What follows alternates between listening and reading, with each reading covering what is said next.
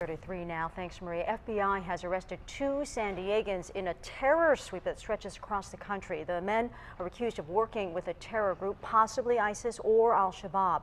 The 2 arrested are of Somali descent. 10 News reporter Jared Aarons following this developing story near City Heights. Jared, there is a large Somali community there. Many of them are so stunned by this news. Very stunned, Virginia. There are about 15,000 Somalis living in San Diego. Many of them are in this area near City Heights. This building behind me is an office building, and inside this building is the Office of Somali Family Services. Like the rest of us, they're waiting for any information about the 2 suspects arrested Sunday.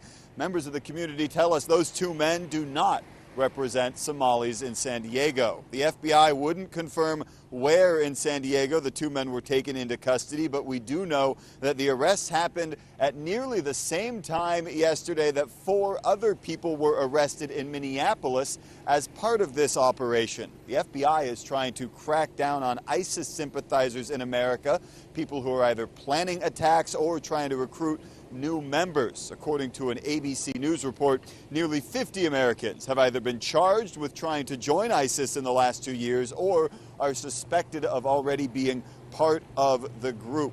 A spokesman, meanwhile, for San Diego's Iraqi Christian community sent us this statement. The arrests indicate the severity and close nature of ISIS to San Diego. We can no longer assume that ISIS remains simply a threat to Christians in the Middle East. The FBI has scheduled a news conference for this morning. It'll take place at 7:30 San Diego time, but it will be in Minneapolis. We'll monitor that and bring you any updates throughout the day.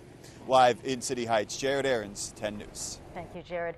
San Diego has long been on the radar as a recruiting spot for terror groups. Now, on Saturday, 10 News reported on a local man arrested for a murder at a gas station last week.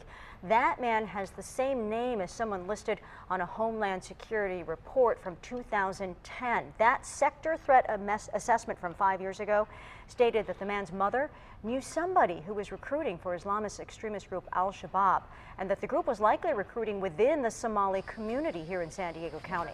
Al-Shabaab is responsible for killing 147 Christians at a college in Kenya earlier this month.